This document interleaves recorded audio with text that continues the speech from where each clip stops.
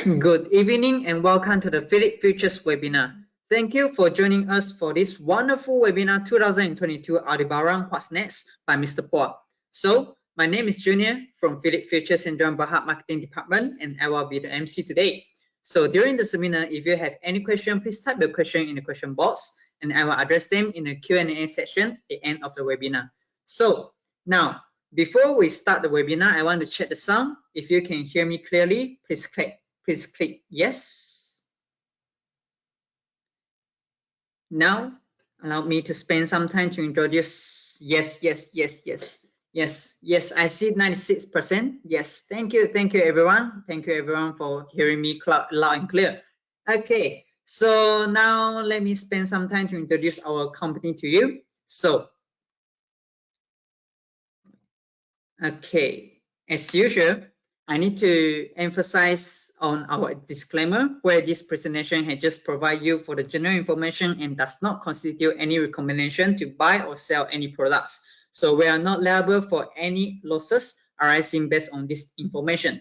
So now giving introduction for Phillip Futures. Phillip Futures is a wholly owned subsidiary of Phillip Capital Holdings Sdn Bhd and it is incorporated on 7 October 1995. And our headquarters is in Kuala Lumpur, and we have branches in various parts of Malaysia, such as Kota Damansara, Melaka, Penang, Johor, Kuching, Cebu, and a new branch in KK, Kota Kinabalu. Other than that, Phillip Futures is a trading participant of Bursa Malaysia Derivatives Bhd, a clearing participant of Bursa Malaysia Derivatives Clearing Bhd, and also holders of Capital Market Service License, also known as CMSL. So I would like to take this opportunity to thank you for all of you on behalf of my company, Phillip Futures. Without you, we are unable to achieve the awards. In 2020, we achieved 3 awards from Bursa Malaysia: the best overall, the best retail, and the best institutional derivatives trading participant.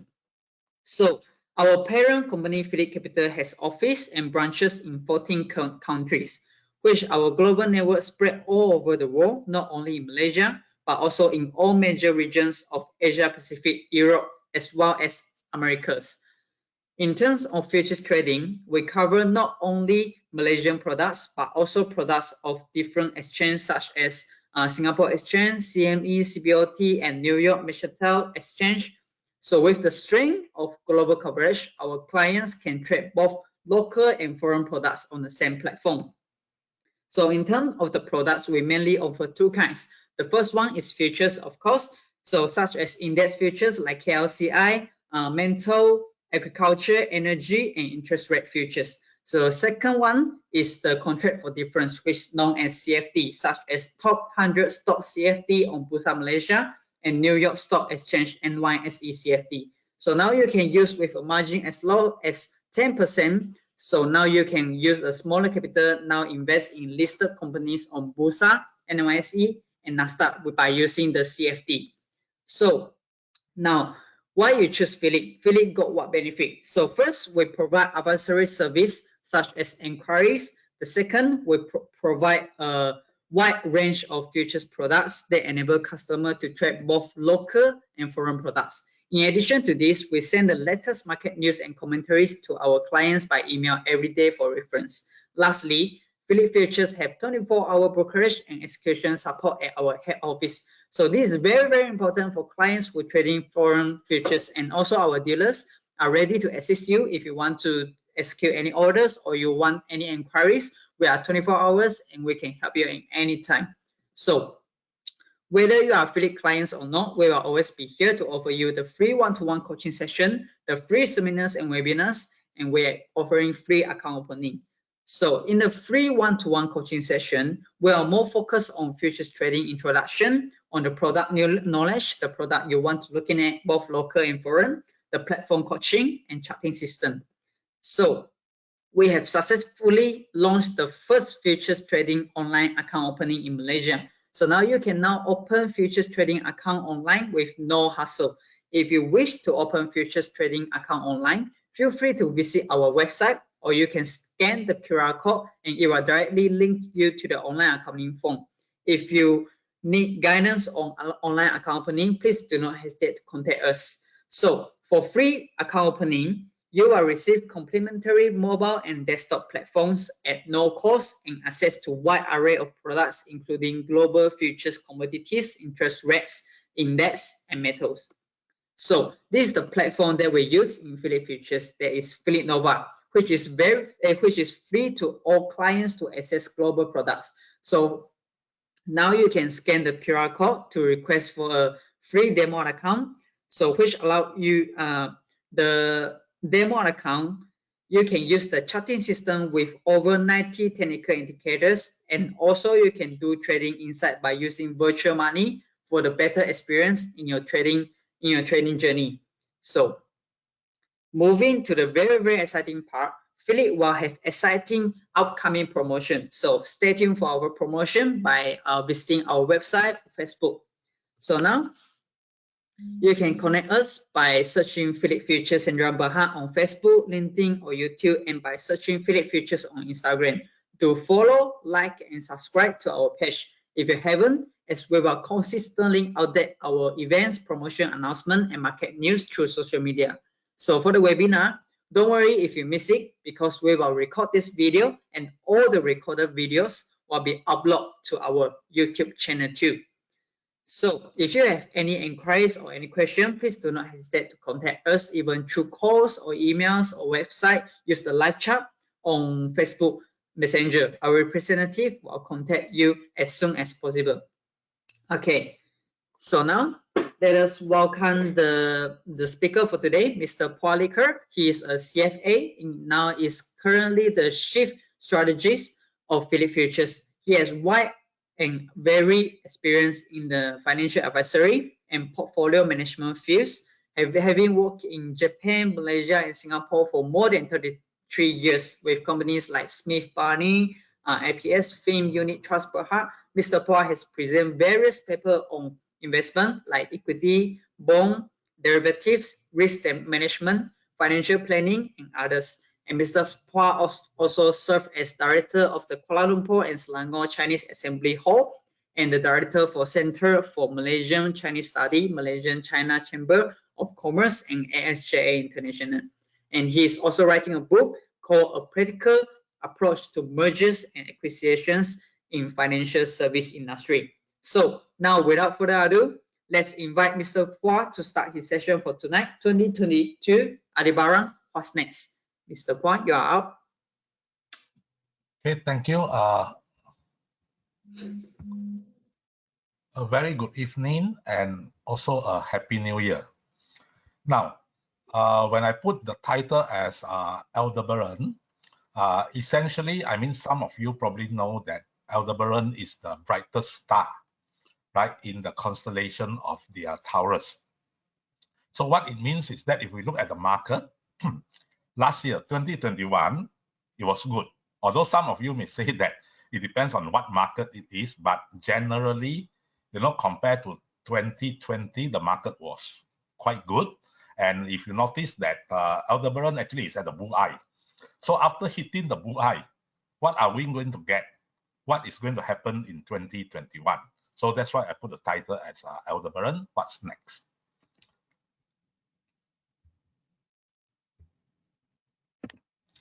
Now, disclaimer, as my fellow colleague just now also just mentioned already, so I will just add in one more point is that after this disclaimer, actually, essentially, it means that you don't have to believe in what I say from now onwards. Okay, let's look back a little bit on 2021. I mean, some of you may have remember at the beginning of last year, these are the things that we have mentioned, right? 2021 will be a year of Goldilocks, which means that actually, if you look into it, economy is not really overheated. So to a certain extent, globally, it is a Goldilocks. And then we talk about great rotation, which means that in terms of market, right, it moved from growth to value and then to growth and then to value. I mean, it just alternates between. So it's a rotational play in 2021. And then you have the green recovery, which is where you can see a lot of hot topics on ESG and so on. But unfortunately, that also induced a greenflation, which I will mention later. in the fourth quarter of 2021. And then GAFA, as you all know, the techs continue to perform except for China because of the regulatory changes in China government and also together with US, where some of the China stocks has seen a very volatile year in 2021. Then we talk about geopolitical risk, which actually pops up in China, between US, China, Taiwan, and also there's a Russia, Ukraine, which seems to be eased off a little bit, but these are the things that we mentioned in 2021. If we look back again, I say it was bright in 2021, but on your right-hand side, you can see that COVID is actually 2020. You can see that the market actually is like a tale of two, well, I wouldn't say cities, a tale of two team in a certain extent. You can see that the outperforming market, whether you look at 2020, which is titled under COVID, or 2021, you can see that the performing is definitely US market, right? Including, S&P 500 and NASDAQ, which is blue and green, and then, purple and green. And then you can see that in 2021, same thing happened, but add on into Europe, right? Europe in 2019, 2020 was not that strong performance. But the unfortunate part is that when you look at Asia ex-Japan was doing well in 2020 because China was one of the first countries to recover from COVID. But in 2021, it was a bit disappointing. And then the one that coming back actually is Japan. And unfortunately, Malaysia has been continued to be underperformer for the 2020-21, although it spiked up towards end of the year. Now, looking into it first, when we look at macro, we will continue to see growth, of course, because it won't be stronger than what we see in 2021 because it has rebounded. So the growth start to normalize. But essentially, we can still expect around 5+% for advanced economies, emerging, and also globally as it is. Advanced is slightly below 2%, but for emerging and the world, it should be relatively quite strong. Now, this has continued, so I won't go into details. You can see that the world trade, right, has improved. This is a strong rebound. After that, it come off. Now it start to be back to a more normal level. And you can see that the pent-up demand, which actually created supply chain issue, is much stronger, right, compared to what you see in the 2008 financial crisis, right, in 2021. So these are the things that, of course, the consequences is that the freight costs has gone up, right, like nobody business, right? You look at the world one, right, it's close to about more than, it's about 2 times. Then you look at, mainly, especially from the Asia side to US, it has gone up like 3 times and so on and so forth. So I wouldn't go into detail in all this. And even to the Euro area also is the same thing. So what it means, actually, it induces, right, additional cost, which is a factor of inflation that everybody is talking about. So similarly, if you look at the dry Baltic index, which is the cost of carrying crops and all this, similarly, right, of course, it rebound. It come off, but it still stay at a very high level, right? Even you look at historically, or even as compared to pre-COVID until 2021, it's still been at a high level. So this issue, although last year I say that the freight cost should come off, it did come off, but later because of the supply chain issue again, right, it start to spike up again. If you look into it, right, essentially, right, it goes up, come off, and then go up again. And of course, I was wrong that it never go down to the normal level, right? It never go down to normal level. It's still relatively exorbitant. Now, the world, I would say that, especially if you look at the G7 countries, and this is the mobility on the G7 countries, that means people has really to start move around, and you look into pre-COVID, right? It has much been higher. Of course, Omicron has reduced some of the mobility, but it's still much stronger even with compared to the initial recovery. So this is the positive spot that it may continue into 2022, this year. And you can see that now, of course, there have been, media have a lot of coverage on Omicron. But if you look into it carefully, yes, it is true and no denial that Omicron is highly transmissible, right? And this is on a global basis, right? The number of new cases per day, it's not cumulative, it's actually at the high, right? Compared to even during the alpha beta situation, during gamma, during delta.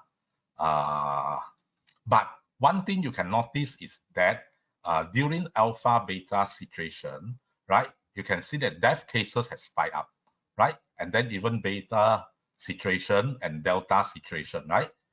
Death cases has spiked up. But in this situation, you can see that actually death cases, at least, I wouldn't want to conclude that at this moment is on the downtrend, but at least it doesn't show that it's spiking up despite of a very strong daily new cases. This, we have to read it very positively. Of course, there are one main factors is because especially on the major economies, unfortunately for emerging areas in Africa and certain emerging countries, the vaccination rate is still very low. But for most of the major markets that most of you trade, actually, because thanks to vaccination, it does bring some effect, and that's why if this proof that vaccination is really effective, whether with booster or without booster, that it doesn't induce new daily death cases, economy will gradually, back, or rather to say life will gradually back to normal situation, and that is where economy will be on its sustainable track, right? So now, but why even governments and all these are still a little bit, so-called cautious on Omicron? Because if you look at this is a US case in 2020. The highest top 10 death cases in US is caused by, of course, number one is heart disease, cancer, and then number three actually is Omicron, is COVID, right? It's 85 people per 100,000 population. Omicron, the number has not out yet, which currently no specific number. But if it can bring down to around 9, which is essentially lower than, you can see the number 9. Every year people die of influenza is about 13 people per 100,000. So it can bring down to this level, because it has been saying that the death cases, should be at 1/10 of the normal the so-called ancestral COVID. But if it can really bring down to this level, then life is really back to normal, whether you say with COVID or post-COVID, but it will be part of like influenza. Yes, unfortunately, we have to feel sorry that people who are infected by influenza and pass away, but it is no more a so-called serious endemic. Serious endemic. Influenza can sometimes be endemic, but it won't be a serious endemic that cause lockdown or very strict movement control that affect the economic activities. Okay, so this one I wouldn't go in details. You can see that, for most of the major country, you look at the blue line, right? Death cases, despite hospitalization cases go up, death cases is low, ICU is low. You can see Israel. Of course, Israel is the most kiasu country where they have the 4th jab already, right? Even UK, I mean, you can see that daily cases spike up like nobody business, but essentially you can see death rate is still, actually it's still coming off. Let me put it this way, in France, despite like EU as a whole, spike up like nobody business, right? And of course, we are not surprised. This one also, I think I share with you all since the very beginning of the COVID, that especially in winter, we expect that more cases to come out, because at every degree of temperature decrease, this is a reverse. When temperature increase by every 1 degree, infection rate down by minus 4.8, and vice versa. So when enter winter, it should move up. But because, like I say, Omicron at this moment, I mean the scientists has concluded that Omicron is not as severe as other original COVID. So we are hopeful that life will gradually be back to normal, and it will be like just influenza, right? So if you look at ASEAN countries as a whole, right, daily cases has been coming off. Malaysia, yes, I mean, we have been hovering between 2,000 plus, 3,000 plus, 2,000 plus, 3,000 plus, but death rate also is relatively stable, right? And we hope this is really continue into the future.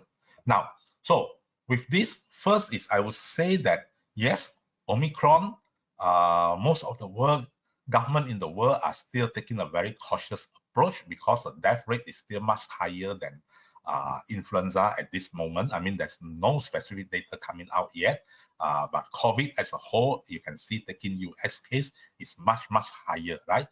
Essentially it's about 7 times higher. So if Omicron, ultimately the data proves that it is like an influenza, then life is back to normal. So what we look at in 2022, US-China tension will continue, right? US-China tension will continue, and the so-called delinking of the supply chain will continue. I mean, you can see that Europe, Japan, US is talking about, increasing the production base of the semiconductor, right? Again, you'll be surprised to see that China is 15%, but this is actually on a factory base, which means that it includes TSMC and some of the US companies' factories in China. But because of the supply chain, and which I will mention later also, because of China policy, I think this will continue. And this will continue to become a tension between US, well, I would say between US, China, or even the West and the China. So this one, Huawei one, I think is everybody knows, is almost like shifting from the handphone to autonomous car company. So I don't go in details on this. This one also, this one I think I will share with you all. And this is not going to change. And I expect it to be even tougher this year, US strategy towards China, for 2 reasons. One is because China, okay, I think probably US one will come first. US will have a midterm election. Biden is struggling, right? And the general consensus now is that Democrat may lose the majority, which make Biden a lame duck. So with this type of consensus, there's no way that Biden can compromise with China. And on the other hand, Xi Jinping is looking for his 3rd term, or even as a lifetime president. And the National Congress will be towards somewhere November of this year. So when you both big countries, 2 countries, China, US, have the political agenda, right? It's not easy for them to compromise when they have been, being treated as rivals for political reasons. So I expect that the tension will continue, and this will continue to create volatility on the market. And I wouldn't go in detail on this one. For those who are interested, you can go to the website, Atlantic Council, download this report, the longer telegram towards a new American China strategy, which actually is not much difference from the revising US grand strategy towards China, which was written in 2015. Okay, so essentially, tension will continue. And in fact, I would say that, of course, the two political agenda is towards fourth quarter of this year, but I would say that the tension will start to get more heated up, right? Probably after Chinese New Year. Reason is after the Beijing Winter Olympic, there's nothing that China has to be really being so-called take a low profile, because because at this moment that utmost right objective is to have Beijing Winter Olympic a successful event to show that China, using Obama word, yes, China can, right? And it's different from the West so-called model, economy and the managing the country model. So at this moment, you don't expect some so-called increase in tension between US and China, and that's why North Korea, that's why, and together because of the South Korea presidential election, you can see these few days, they come out and kacau, but at this moment, I don't think it's going to be a big factor to the market. Okay, US in generally, you can see that job posting, right, is coming back into, especially in the leisure and hospitality, because this is the one that get hit the worst during the COVID situation. It has improved, right? It has been hovering here, and I think it will continue to be around this situation. So it's quite sustainable.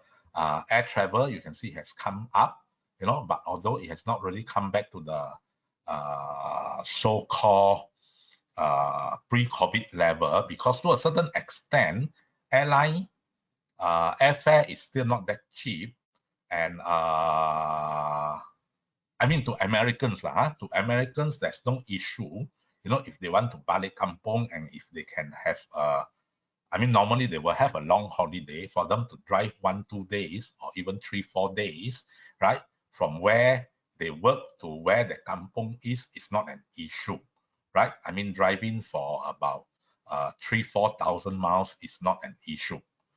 So that's why, I mean, for those who are a little more cautious of the COVID transmissibility, actually they are taking the driving the land transport, or rather to say driving back to balik kampung. That's why you don't see much coming up on here. And of course, you have read the news that during the Christmas and holiday, the New Year period, because some of the pilots and air stewardess are being infected with COVID, so they don't have enough pilot and enough stewardess. That's why quite a significant number of flights were being cancelled. This also affect the air traveling, but it doesn't mean that the economy is bad, right? It doesn't mean the economy is bad. I will share with you later, right? Although hotel occupancy is low, it's coming off, but seasonally, you know that at this period, it has to come down.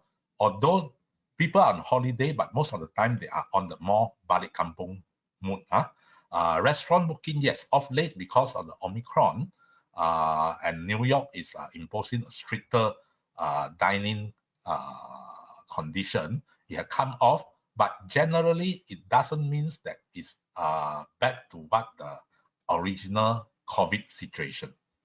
Okay, and mind in you that yes, it is year end, but again, Christmas is not like in Asia where we are being influenced by those commercials, promotion by the, like, I shouldn't name the company lah, like those beard guy telling you how to eat fried chicken. Because it's a very solemn, actually most of the time they'll have the dinner together with family. That's why it's also no surprise that it come off a little bit, right? And essentially, will this continue? Like I say, will the positive momentum continue? I would say at this moment, yes. At this moment, yes. Although, yes, personal saving rates on your right, you can see that it has come off, but it's still, you know, on the normal level. That means Americans are not poor, right? They are not in the negative territory.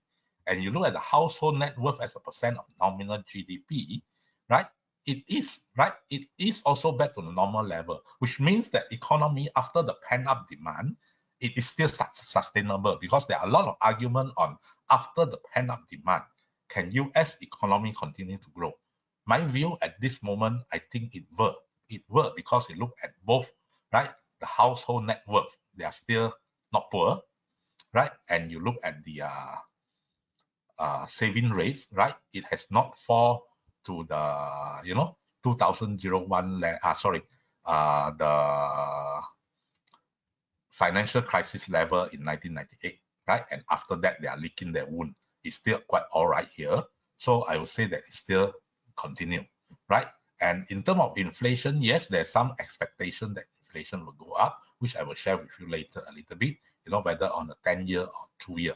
But the interesting part, you can see that if you look at this, I mean, both this chart is a bit difficult to see, and I also apologize because compliance requires us to add the title on the y-axis. It shrink the chart that you can't really see that clearly anymore. But essentially, you can see that the expectation is that short-term wise, yes, inflationary pressure is strong, but over a longer term, which is a 10-year, break-even inflation, actually tells you that it is lower than what it used and what it is. Because you see in the past, right? Unfortunately, I say I have to apologize because the chart is shrink here. Chart area is shrink. In the past, actually 10 years is always above 2 years. This year actually is the other way around. So to a certain extent, right, general market consensus is believing that it's transitory, but transitory doesn't mean that it's not serious. Let me qualify this statement a little bit, right? And you can see that, of course, the freight cost increase will always bring up the CPI, right? You look at the freight cost, which is here, right? The red line, right? And CPI is tracking. But after that, you can see I expect it to a little bit more stabilize as the freight costs also start to stabilize. Now, this one I will skip it because I think Fed is taking some action after reading the minutes, because we have one to call disaster index. Whenever disaster, this is an inverted axis, whenever disaster index, right, rises above 10, right, US will go into recession, right? You look into it, right? Most of the time, and there are some exceptional cases, but most of the time it will go into recession, and now actually it's above 10. So it is on the red alert. That's why Fed is now getting more proactive. So if they are right, I will share with you our scenario later. If they are right, this can be avoided, right? Because you know that when it goes into recession, market will come down, right? No need to say anything. Now, like I say, I believe that US is sustainable because this is what you see. This is what you see. I mean, I was in US and just come back. That's why now I'm a quote-unquote prisoner under home quarantine. You can see that, in the theme park, like Universal Studio, right? In December, second half of December, certain attraction, right? You can see that, it's the queue is 190 minutes. It's crazy. Later, it go even up to 200 minutes. This is what you see in Disneyland, right? Yeah, all sort of people. You see cars and cars and cars in the outlet mall.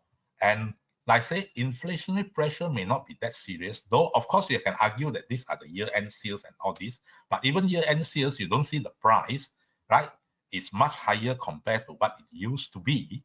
Of course, I wasn't in US for the last 2 years.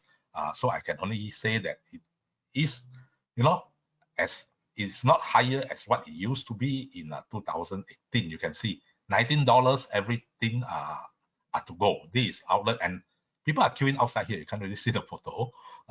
People are queuing outside here, right, waiting to buy clothing and all this. Okay, so yes, Federal Reserve have revised down a little bit on 2023 forecast from 2.5 to 2.2, but actually they revised up 2022 in terms of GDP from 3.8 to 4, which I think is should be achievable. Unemployment rate is stable. Of course, the only thing is inflationary pressure is still there. That's why Fed is start to trying to act, and like I say, if they are right, things are good. Okay, so this is the dot plot. So everybody knows that there will be at least two, expecting 2 interest rate hike this year. Now, Europe, of course, same thing because of Omicron. So the booking has come down a little bit, especially in UK, which is very serious. Whereas in Germany, you can see that actually it's not that bad because it's not as serious as UK. The only problem with Europe now is the gas price, the natural gas price, because 41% are from Russia. So any tension, Russia with any European country will always create, or rather to say they can control the gas supply to Europe, and that may derail the European economy, right? Although at this moment, okay, I will share with you again, the risk may not be that high on our base case scenario. Excuse me. Now, China. I wouldn't look into the longer trend, but the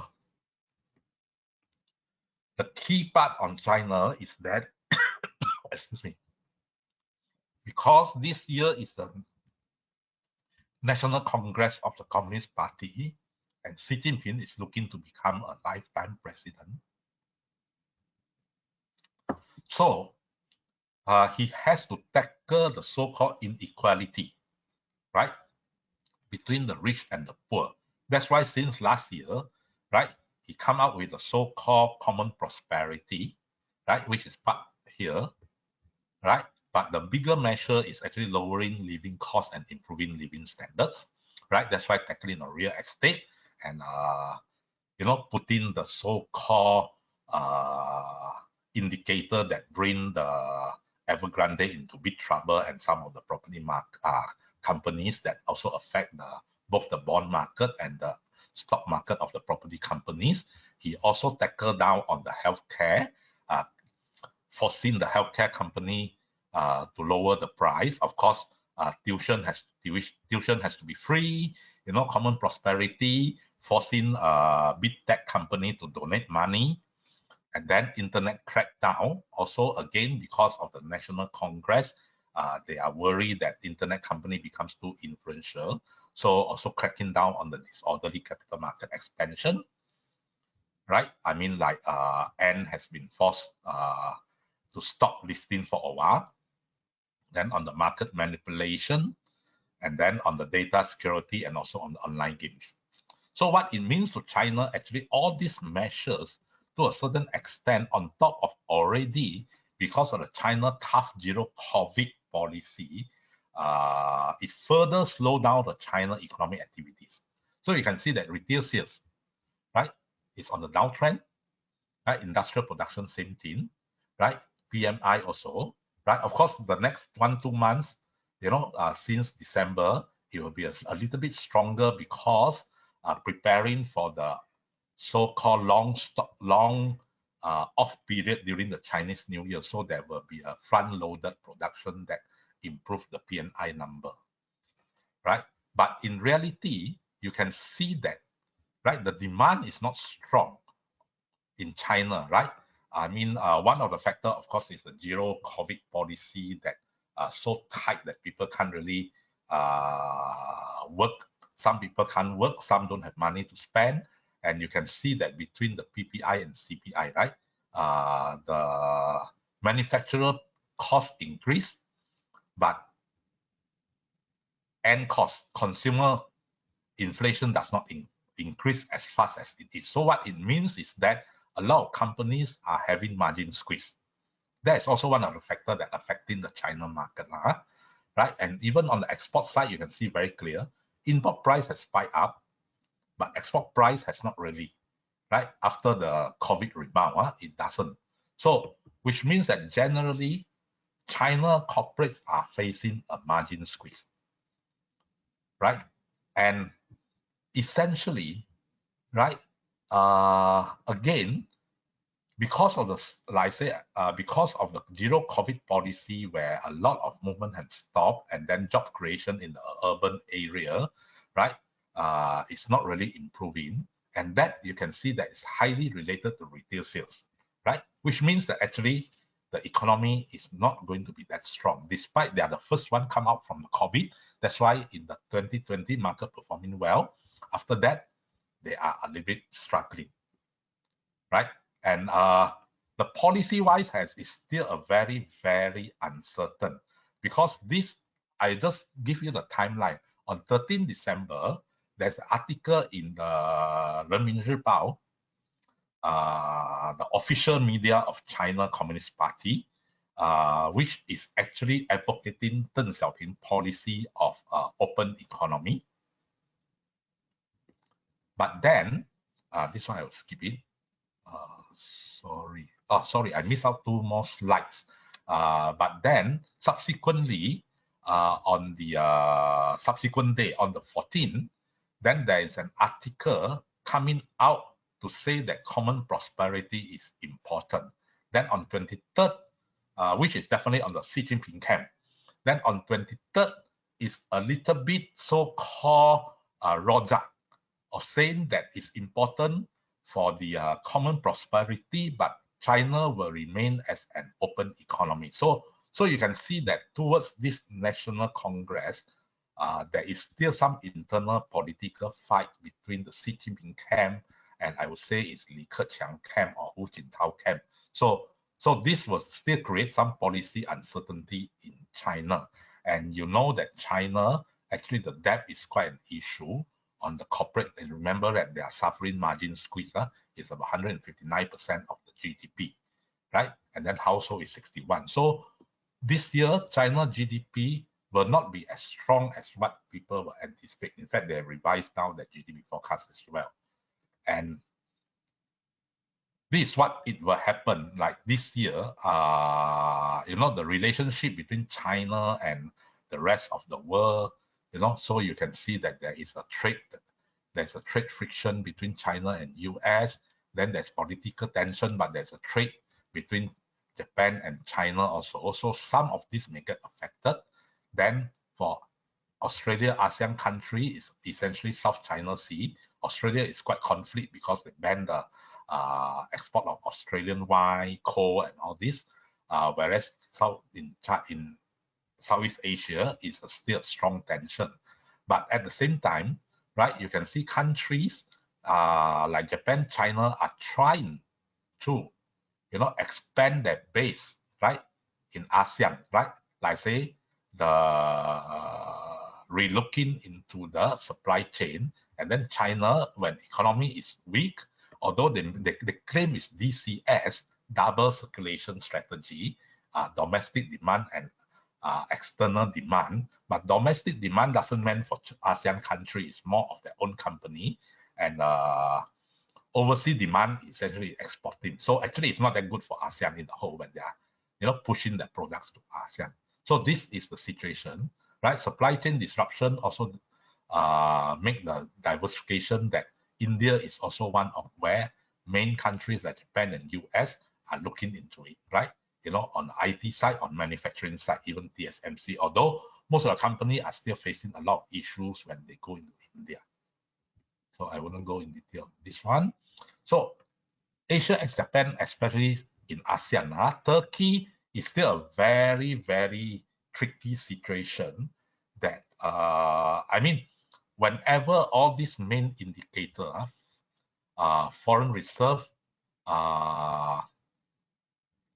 divided by imports in terms of number of months, short-term external debt divided by export, and then forex, you know, as a ratio to the short-term external debt, and then money supply to foreign reserve, and then short-term rate, and also the fiscal and current account. Whenever you have more rate, actually the company the country is like, you know, going to face some trouble, and will see the currency weaken and stock market weaken. So Turkey is really on alert, and on and off, I think you can see some negative news on this. But will it affect the rest of the emerging countries, especially in ASEAN?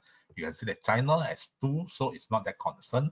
India, essentially nothing at this moment, right? Indonesia is also quite all right. Malaysia have 2, so it's a little bit, you know, on the radar screen to be careful. Philippines, Thailand is still quite okay. So all in all, you may not see a recurrence of the so-called Asian financial crisis. So Malaysia just go quickly, mobility increase, right? This is for sure. Everybody tak boleh tahan already, everybody start to go out, right? Retail sales, of course, fourth quarter, number is not out yet. Maybe a little bit too aggressive in terms of the forecast, but I think it was still in a positive territory. Interest rate wise, right, it has spiked up because when looking at Fed is going to increase interest rate, and then inflation pressure is here. That's why you can see the yield curve, right? As for the 28th December, it's up here compared to last year. Is here. So you can see that interest rate market is factoring the interest rate to go up, right? This one I can skip it. And how ASEAN will perform and whether they can benefit from the data center, right, including Malaysia, is still, the war is not over yet, because you can see that Vietnam has already established 20 data center, Philippines 29, Malaysia 44, but Singapore 104, even Indonesia 64. So the fight is there. It doesn't mean that Malaysia, despite our super, what you call that already, multimedia super corridor, but we are not necessarily able to use the so-called digital transformation to boost our economy. Now, in terms of commodities, right, it's very clear. I mean, the oil prices actually is quite highly correlated with the mobility. Of course, of late, the mobility come down, but oil prices go up. This because most of the people will look at the Omicron as a one-off, not a serious event, and it should start back to normal. Okay. Now, in terms of weather, like I say for Europe, because the supply, right, to Europe, right, from Russia, actually the gas is at very low, natural gas. So if the winter continues to be bad, it will affect the European economic activities. So it depends on how they deal with Russia, and you can see that especially going through Ukraine has been very low, and then through Turkey side pipeline also is very low. So that's why the risk on Europe is on the gas price. And then in terms of OPEC, right, production has increased, but it's not back to normal, right? The major reason is because they don't want to spend money to so-called go into a new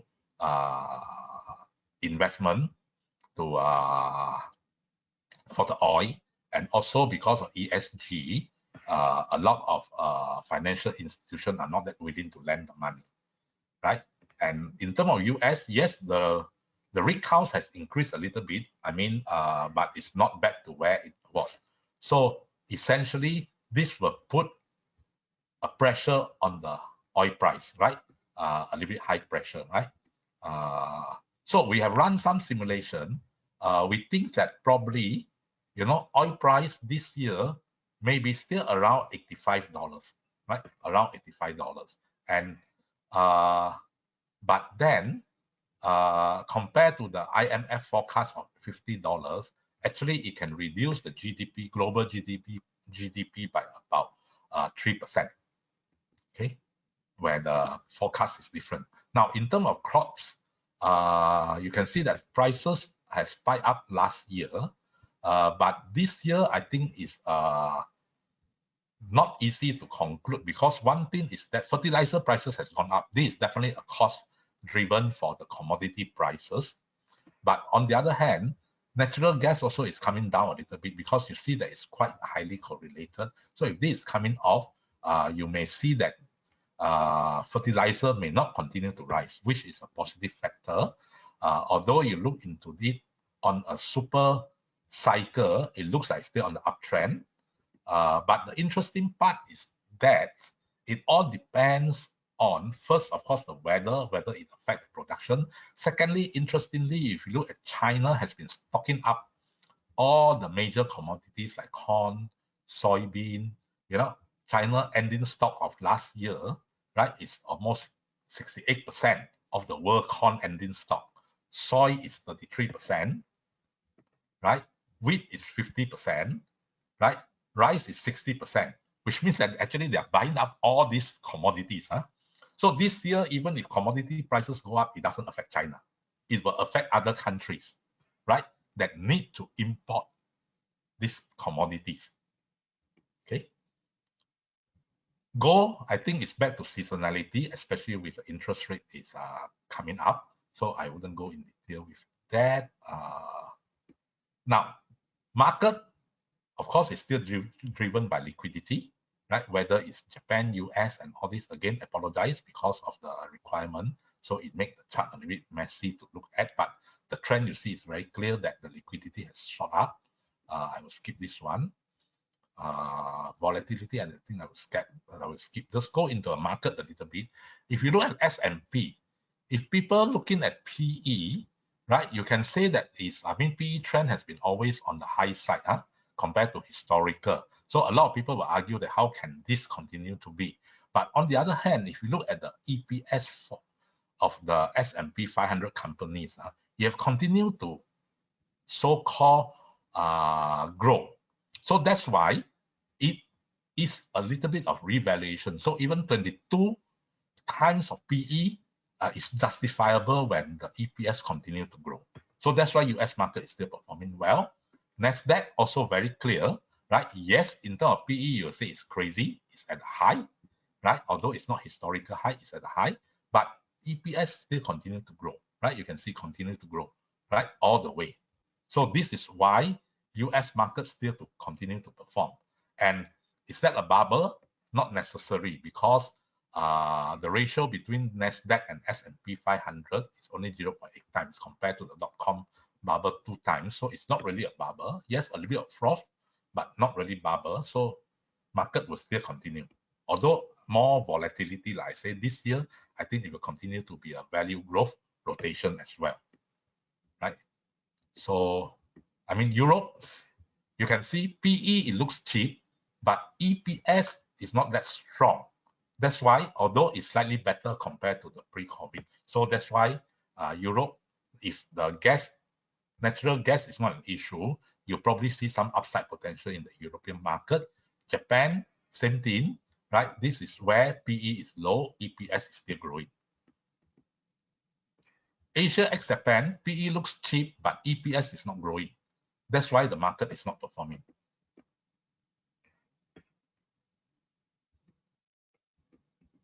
Okay, China. China, again, yes, historically, the PE looks low, but you can see that EPS is not strong. And you can see always there is at the beginning of the year, right? Most of the analysts are very gung-ho on the EPS. Then after that, revise down, revise down, revise down. So as market come down, come down. So beginning of the year, you'll see some good performance of the market, but subsequently, the earnings doesn't follow through. Market will see weaknesses. I think this year, you'll see a reputation of that again, right? And especially if you look into it, during the National Congress year, you can see that the market didn't really perform that well. So this round, also, we may see the same pattern again, okay? CI, same thing. In terms of PE, it looks cheap, but our EPS, unfortunately, is at the low end side. So it means that the upside potential of our CI is still quite limited, right? Of course, if political scenario can stabilize, we can see better policy, maybe there's a chance for market to be strong, right? Although you see some inflow of foreign funds, but you look at the long-term basis, cumulatively, it's still net outflow. Okay, this one I will skip because this is a very short term. It just changed from 2 days ago and yesterday, so I will skip this part. Of course, inflation, I think everybody knows. So we'll go back to where is our base case scenario, right? Now, inflation is here already, everybody knows. So now it's whether central bank act correctly or wrongly, right? I mean, if central bank act correctly, wrongly, US may go into stagflation. That means the inflation out of control, central bank react too slow. Then after that, they get panic, right? Then they have to go for very aggressive monetary tightening, market will crash, and then for companies that has, or even investment that is highly leveraged, it will become a deleveraging. Then it go bring the world essentially into stagnation, right?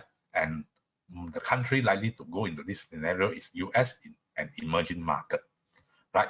But what if central bank is right, which is currently market get a little bit jittery reaction, then probably US will go into a very Goldilocks situation. That means, inflation is being contained, economy is not too hot, not too cold. It's good for the US economy, good for the market. And then either scenario, okay, China, Japan, EU will be at the gray zone here. Why China? Just now I say they have stocked up the price. Sorry, not stock up the price, stock up the commodity and all this. This will offset them from the so-called food-driven inflation. And in fact, they also stock up on the coal and all this, so they can buffer themselves over here. Japan, although, yes, they rely a lot on imports in terms of all these commodities, but it has been under deflation for so long. So a slightly better or higher inflation actually were able to force, right, Japanese to spend a little bit more. That will offset the economy. That's why it's at the gray zone. It's at the gray zone. EU similarly, because it's a within region, even gas price is high, but so long as they can go for the service industry type, they will also still in the gray zone. The bad part is actually for emerging country, even central bank is right, if inflation is still high, right? Like you already see that our bread prices has gone up, this gone up, that gone up. So we'll suffer on inflation. And then if central bank, US raise rate, and we are forced to raise rate, that will increase the cost of business activity. That may also slow down economy. So our base case scenario is that US probably will be in the Goldilocks, China, Japan, EU in the gray zone. That means, okay, not that good, not that bad, but of course inferior to US, but it's better than emerging countries like ASEAN and all this. Okay. Now, last night, US market, I would say that it's a little bit short-term and also due to portfolio rebalancing, because you can see that 10-year break-even inflation, that means expectation actually is coming down. But on the other hand, this is typo, this is actually 10-year treasury year spike up, right? Like yesterday, market it spiked up, that's why market come down. But you see this is divergence. So it's more of a not of inflationary expectation, but it's more of the portfolio rebalancing that created the market to be volatile. Of course, you have to continue watch out because the margin position in US market is still high. So a reduce in the liquidity may reduce part of it. That will bring a bit volatility to the market, right? Especially you can see that the federal asset, that's why last night market come down, because Fed say that they may also reduce the asset simultaneously together with the rate hike, right? And you can see that it's quite, correlated. But having said that, like I say, if EPS continue to grow, market may be volatile, but it's still a little bit on the uptrend. Okay, so in 2022, right, tiger year. So key things to watch out. One is a tension, which is between the West versus China, Taiwan, like I mentioned, Russia, Ukraine, North, South Korea, because there's an election in South Korea, Russian, Ukraine, and also because there is a presidential election in France. So this will create some political uncertainty. Russia may take the risk to go into Ukraine, and then it depends on how France will react because of the election. Although I don't expect war, but it can be a very serious tension, right? Even like Biden also is a midterm, US is also midterm election. So this is something that we have to watch out. These are the things that can derail our base case scenario. Inflation. At this moment, we think that the unexpected monetary tightening that will crash the market risk is low. Goldilocks, like I say, US is probably in the Goldilocks. Emerging markets, right? So it depends on the global financial condition, right? If it's it go together with So if a sudden and too tight monetary policy may derail the recovery of the emerging markets, right? And still continue the rotation between growth and value. Okay, so with this, I think I will end my presentation. Thank you very much. Back to our MC. Thank you, Mr. Phua, for providing the very, very insightful and informative webinar session today. and then we will move on to Q&A session. So if you have any questions, please enter them in the question box. So Mr. Phua, there is a question here. So the question is about what is your view of China and Hong Kong index performance in 2022? I mean, like I mentioned just now, it is still challenging, although, yes, I mean, there are some expectation, at least, I mean, expectation is that the worst is over. Last year, I mean, Tencent, Alibaba, everything get whacked like nobody business.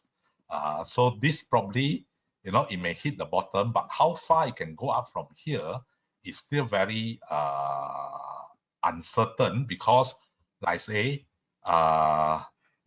China, whether it will continue to create tension after Beijing Winter Olympic is something that we need to see, and this will affect the China-Hong Kong performance. So, of course, like if you look at the chart wise, right, it's a little bit sideways trend. It may hit the bottom, but to get a booster jet for it to go further up, we have to see, you know, after Winter Olympic, how will Xi Jinping talking about his policy towards the so-called November National Congress, because that is the most things to watch on now. So I would say that it still be more of a range bound. It has hit the bottom, but it range bound. I don't think it will create a new bottom now. I don't think it will create a new bottom.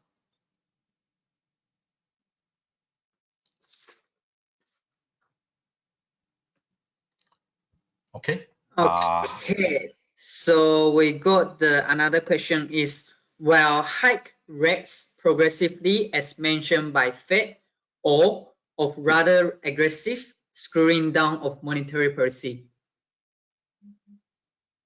Okay, I mean rate hike is technically part of the monetary policy lah. So I mean at this moment, let me put it this way, from what I see in US, is that, frankly speaking, I don't feel that inflation is that serious, or rather to say, I don't really see inflation. You know, the only thing, I mean, like I show you,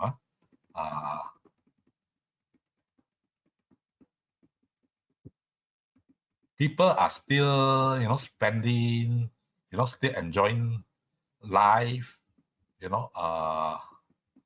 The only thing I can comment is that petrol price, yes, is a bit high, you know, compared to 2 years ago in 2019, where it's around between 280 to around 3.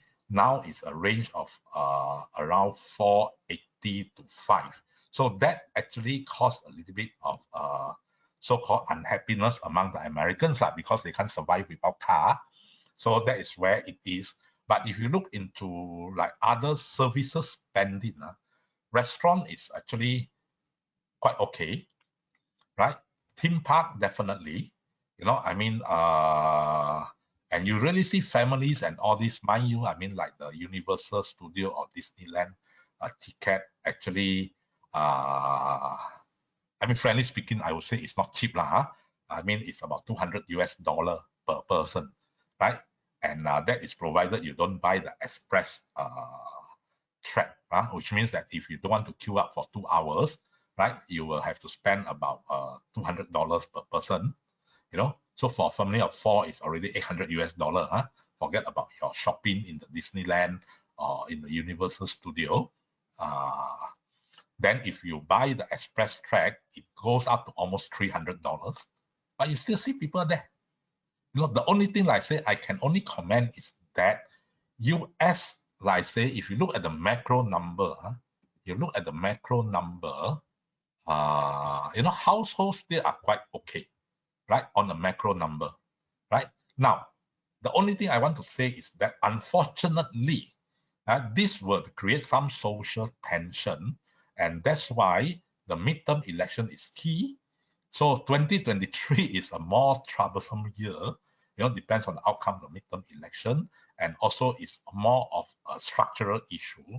like I say, no racial discrimination. By my observations is that, whether in the theme park, whether in the outlet mall, whether in the restaurants, all this service sector, unfortunately, it doesn't really reflect the racial composition of US. Right? What I want to say is that majorities of the people, more than 80% that are spending money are whites. So they still have the money. And these were able to absorb, right, the weaker group that is being affected by COVID. So it will still continue to be there. Okay. So to answer that, the rate, I think Federal Reserve will go according to the way they are. The only thing is market, get a knee jerk because in the December meeting minutes, they mentioned that they also want to reduce the balance sheet. That is where the market, because it's too complacent with liquidity, but I don't think that at this moment inflation will totally go out of control, that they have to so-called implement much more aggressive monetary policy unless geopolitical risk rises, which is not our base case scenario. Like say, if that is a stagflation, of course, when you trade in futures, there's nothing to worry. You just short it. You don't long it, you just short it only. Right? You can make money on both sides. Okay. Okay, so for the last question here is, Mr. Phua, you just mentioned gold and silver will be on cycle move. So price may be stagnant for 2022 if no major phenomenon happens like geopolitical risk or monetary cycle.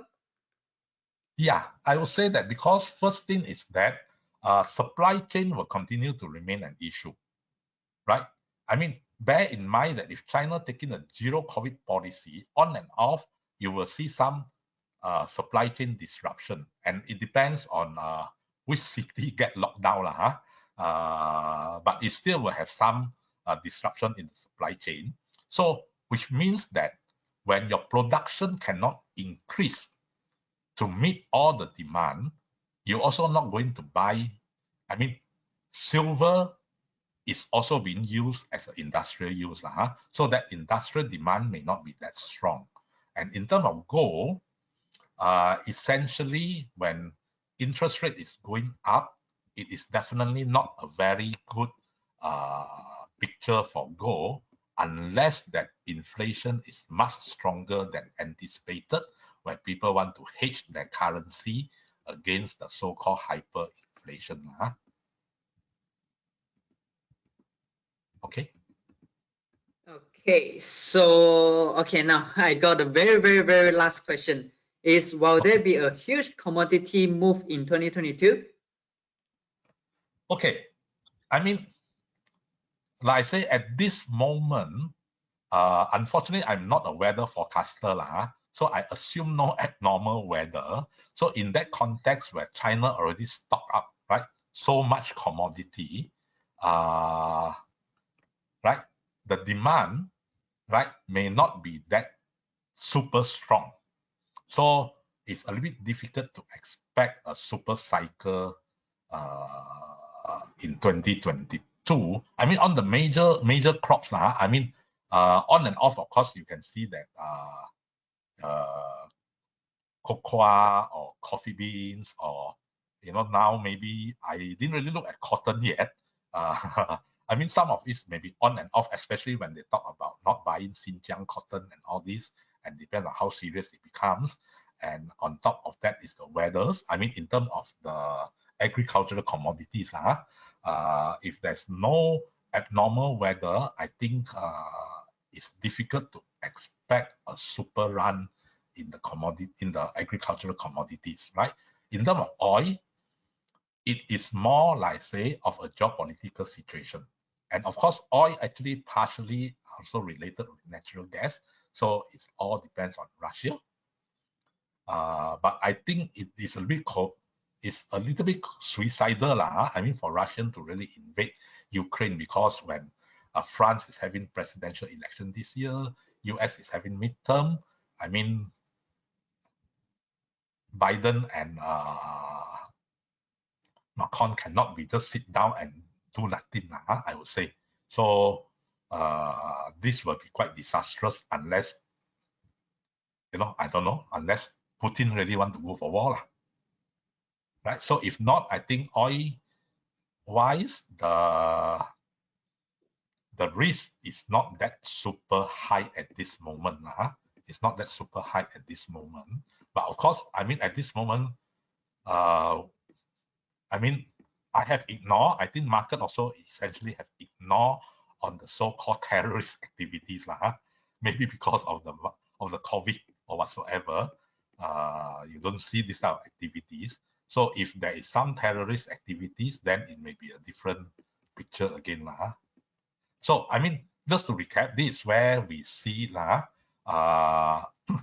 US-China, right? Probability is relatively a little bit on the rate side. That means a bit high, and impact is quite high. So if it happens, it will affect the market quite badly also. Monetary also same thing. I mean, at this moment, actually, it may start to turn into yellow or a little bit orange because the Fed start to act. China-led economic slowdown, if they continue to have the zero COVID policy, that may be a scenario also. It's high, but it's not that certain. I mean, these are the things that you have to monitor, if you are trading in the market. So another one is on the oil side, it's not really that a big factor at this moment. It's not a big factor at this moment, right? I mean, the commodity is actually like severe droughts or whatever that prompt a famine or whatever. And then, of course, the last one, which I never mentioned, cyber war. At this moment, we don't think it's a highly likely scenario.